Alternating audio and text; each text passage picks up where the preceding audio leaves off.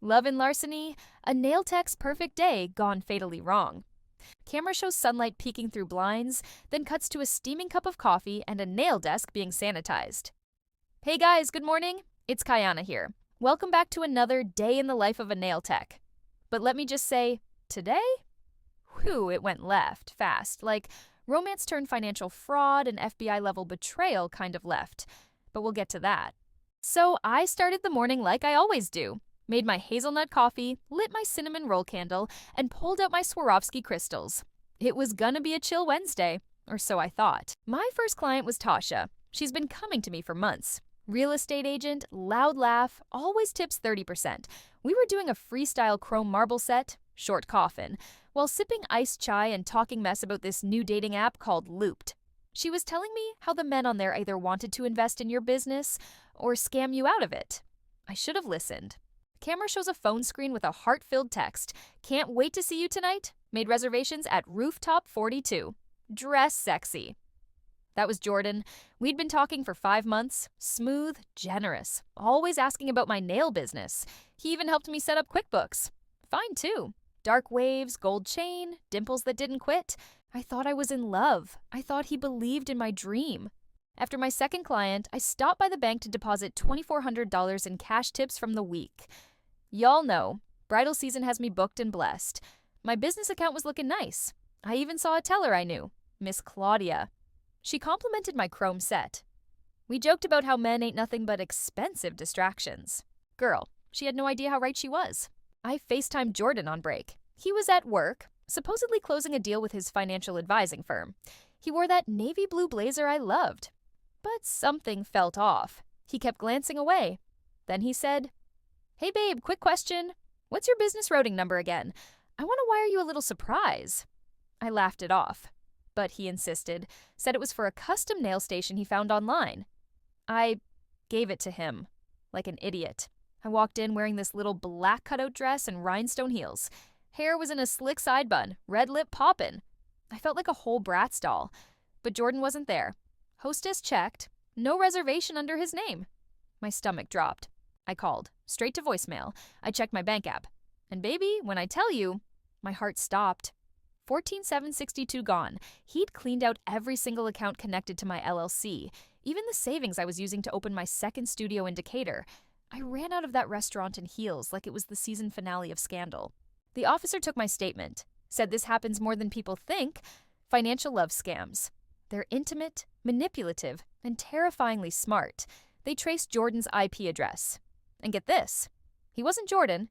His real name was Kevin Travis, already wanted in 3 states for financial fraud and impersonation. And the QuickBooks he helped me set up, that's how he got in. I sat there with a matcha clay mask, some old R&B, and a bottle of Prosecco, wondering, how do you fall for a con man while giving someone a perfect set? How do you love someone who was just studying you like a spreadsheet? But the gag is, I called up my girls, filed the fraud paperwork, got my accounts locked down and secured, and by Saturday, I was booked solid again. Because what he forgot is, you can steal my money, but not my hustle. I'm not even gonna lie, I almost canceled my whole day. But I threw on a hoodie, slid into my Crocs, and went to the nail supply store anyway. I needed acetone, not therapy. While browsing glitters, I ran into this girl with orange ombre nails. She was talking to her friend about some dude named Kevin who scammed her boutique out of $5,000. You already know I whipped around and said, "Kevin who?" Yep, same dude, different name, same game. Turns out she met him on Looped too, just under a different profile. Sis even showed me his old business card. J. Taylor Investments, the exact fake firm he told me about. So, you already know I went into full FBI mode, opened my Finsta and started clicking hashtags. Work Looped Atlanta, work Small Biz Baddie, or Nail Tech Atlanta. Girl, I found 4 more women he'd followed, commented hard eyes on, and invested in. One even posted a story with him in the background at a pop-up she hosted, holding her square card reader like he was part of the staff. I screenshotted everything. I was on some Olivia Pope meets Cash App Recovery hotline energy. I even printed receipts and made a Google Drive folder titled, "He played me, but he played himself harder." Friday night, just as I was applying builder gel to my own nails, I heard a knock. I thought it was my DoorDash. I'd ordered Jamaican curry and a ting soda. But nah, it was two men in suits. One flashed a badge. FBI. They asked if they could come in. Girl, I thought I was about to pass out. Turns out, Jordan, aka Kevin, was officially under federal investigation for wire fraud, identity theft, and romance scamming across state lines. They'd been tracking him for months. My report? It added major fuel to their case. They left me with a contact at the bureau and a link to submit all the financial documents. I uploaded every invoice, every screenshot, every text, and then, 3 days later, I got an email. The bank was able to reverse $11,838.62. Not all of it. But baby, it was a blessing. I cried into my satin pillowcase, not just because I got the money back, but because I didn't let him win. I chose to fight, and the system actually worked this time. The next week, I hosted a pop-up with the same girls he scammed. We did nails, sold lashes, body butter, and made a whole vibe out of it. We called it Claws and Clarity, Healing Through Hustle. It was packed. Energy was beautiful. And guess what? We raised over $4,000 for women-owned businesses impacted by financial scams. Karma? She works overtime, honey. That Sunday morning, I was filing my client's nails into a perfect almond when she asked, "Girl, how do you stay so calm after all that?" And honestly, I paused because I wasn't calm. I was learning to stay grounded. I told her the truth. Some nights I still check my accounts like he might sneak back in. But what helps? Staying booked, journaling between clients, and reminding myself, I run this. He just tried to rent it for free. Midweek, I went to this networking event for beauty entrepreneurs. First time putting myself out there again. As soon as I walked in, I spotted a familiar silhouette across the room. Broad shoulders, designer loafers, fade clean enough to reflect the lights. But it wasn't him, just someone who looked like him.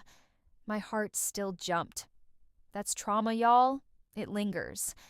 I sipped my mango spritzer, shook it off, and ended up meeting a dope tax consultant who offered to help me restructure my business under an S-corp, free of charge.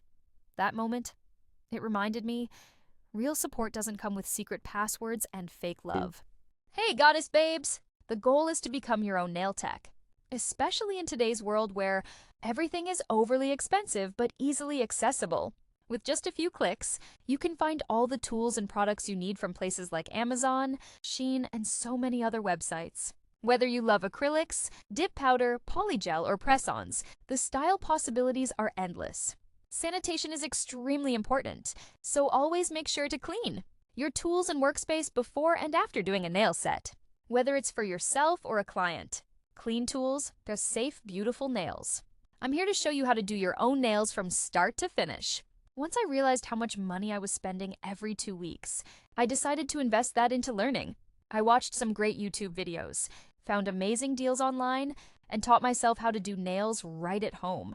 Now I switch up my style as often as I want, and you can too, without breaking the bank. Quick disclaimer, I'm not a licensed nail tech.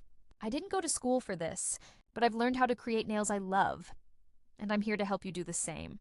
Let's save money, stay cute, and slay together. The number kept calling. No name. Just unknown.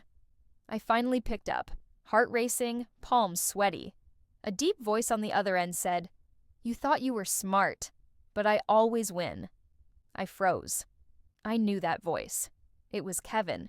But before I could say anything, another voice interrupted. "This call is being monitored by the Federal Bureau of Prisons?" Yup. Kevin tried to flex from jail. "Boy, go braid somebody's commissary noodles and leave me alone." I hung up with a smile. To the channel where mystery meets nail obsession.